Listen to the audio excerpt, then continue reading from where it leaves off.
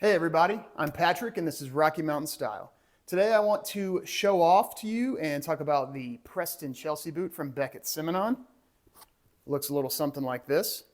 So Beckett Simonon reached out to me a couple of months ago to see if I'd be interested in picking out a boot, any boot that I wanted from their website to try out, do a little test on, and then ultimately bring it to you guys. So given that I had not tried Beckett Simonon before, I jumped at the chance. I know a lot of people say they are really great in the sort of like entry to low mid tier for pricing. So I thought it'd be awesome to try them out. I chose this Chelsea boot because in general, I don't have a lot of Chelsea boots, and I figured that'd be one area I could sort of expand my knowledge of. Beckett Simonon is a company that uses the made to order model. So they try to hold as little inventory as possible, and they do that in order to be able to, make each boot aligned to an actual order that's in, that someone's already paid for. So that reduces waste, which not only is good for the environment in general, but it's also good for reducing costs. At least that's what everyone says who uses this model. I'd have to look at the books to see if that was actually true, but it makes sense at a base level, so we'll go with it. These boots here, after they were ordered, they arrived at my door in about 7 weeks, I think, which I think is a pretty reasonable timeline for something like that. They're made in Colombia and got all the way here to Colorado. So from Colombia to Colorado in 7 weeks for a nice boot like this, not too bad. Now the main drive of the video is going to be discussing whether or not I think their marketing campaign and sort of how they position themselves is truthful, or if I think it's a bunch of Beckett Simonon, a bunch of BS. Excuse the terrible joke there, but yeah. So $259 is what these cost. They say right there on the product page that they're worth quite a bit more than that. So we're going to explore if that is true. Then at the end of the video, I'm also going to tack on the unboxing video I did of these so you can see what they look like when they come right out of the box. So first things first, let's talk a little bit about the specs of the boots, just so you have in your head what they are. The leather they use is a water repellent suede that I think looks and feels really nice in person. They don't really mention what the tannery is, only that it's Italian and that it has a gold rating from the Leather Working Group. So whatever that's worth to you, they've got it. The interior is a vachetta leather lining, and that vachetta, according to Google, comes from a cow's shoulder, which is a more hard-wearing and rugged leather than the rest of the cow. I would assume that's probably well suited to a boot interior and probably why they picked it. The sole is made of something called SBR, which is styrene butadiene rubber. It's used in many things from boot soles, shoe soles, to tires, oddly enough. It's got kind of a strange look, I think, and a little bit different of a feel compared to most other boot soles. It doesn't have any studding and things like that. And it almost seems like the construction and the styling of it is trying to mimic a leather sole that's made out of rubber. So you get the same smooth, more sleek look without any of the studding or the lugs, but it's rubber, so you get better wear. And in practice, I think it feels nice and has ample traction. So once you get over sort of how weird it looks at first, it's actually pretty decent, I think. The boots utilize a steel shank and they're Blake stitched, which of course is a method that's generally lighter weight, more flexible, and a little bit less costly than a Goodyear welt. Some people will say you lose a little bit of water resistance, but honestly, I'm not tromping around in a bunch of water with these anyways. So, otherwise it's a well-known and good construction method that can be resold as, probably as many times as you want. Within reason. So I have been able to wear these a handful of times. So I'll talk a little bit about the sizing and sort of how it went with me. So for me on the Brannick device, I'm a 10.5 from heel to ball and a 10 from heel to toe. So the way that manifests for me is that usually I get into a 10D in most high quality footwear. And if I'm wearing a boot sock or something like that, usually that's the right size. Sometimes the 10 skews a little bit more towards the roomy side, but very rarely are they snug or tight.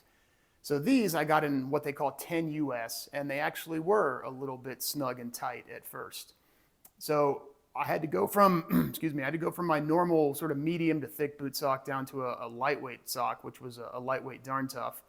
And that let me get my foot comfortable enough for the first full day's wear. And thankfully, after a full day's wear, they did stretch out just enough that with those light socks, I now consider them to be actually quite comfortable. They fit like a glove. There's no hot spots, and I'm really happy with how they turned out. I was actually pretty surprised that they went from being snug to being pretty much perfect with one wear, with the caveat that I do have to use a light sock. So if you normally wear a certain size, like say you normally wear a 12, right? And the 12s that you get in most other brands are a little bit snug, there's a good chance that the 12 in Beckett Simonon will probably be too snug for you. Doesn't look like they do half sizes in this, so use that information how you will to try to size yourself. But for me, they were closer to true to size than running large. So let me know if you have any questions about that, and I'd be happy to answer. Overall construction and comfort seem really, really nice. So for $259, I truly think that these are probably a step above, and they should be for the price, a step above something like Thursday. Right in this price range, things that are in the same wheelhouse are like Helm boots. Helm boots are constructed pretty well, I think, also. I'd probably give the edge just slightly to Beckett Simonon. The comfort in these is extremely high, too. So believe it or not, these shot straight up into my, probably top 5 of comfortable boots. The way they do the insole, a little bit of padding, and just the overall shape, for me, is really, really nice. So I'm glad they reached out to me so I could try them. Just because made to order and things like that, to me, it's just a hassle to wait and get them shipped and things like that. So, I mean, that's initially why I avoided them. And now I kind of feel silly for doing that because I could have been, in some good value, really comfortable boots for a long time.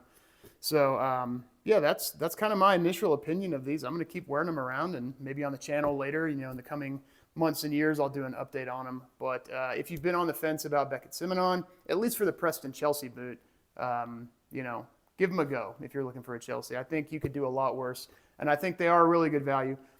Maybe not $400 like they say on their website, but definitely for $259, I consider them a good value. So let me know if you have any questions in the comments below. I wanted to thank you for watching the video today, and of course, thanks to the patrons that support the channel. I have a few patrons on my Patreon. Thanks a lot to you guys, and have a wonderful day. That's all. Reminder, there is a unboxing right now, so if you want to see that, stick around.